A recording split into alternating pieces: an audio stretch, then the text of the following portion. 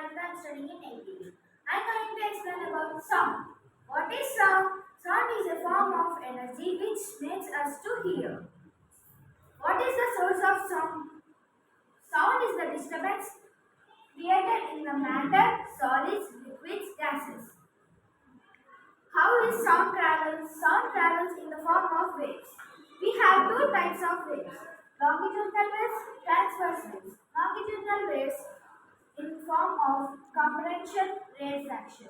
Transverse waves in the form of crest and trough.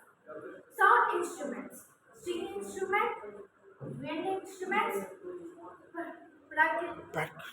percussion instruments. String instruments is played with help of string. Wind instrument is played with the help of wind. Percussion instrument played with the help of percussion. String instrument, for example, violin, guitar, bass. Wind instrument, example, flute, bass and oboe.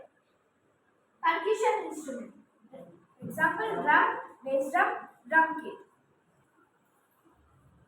So this is my today's topic, sound.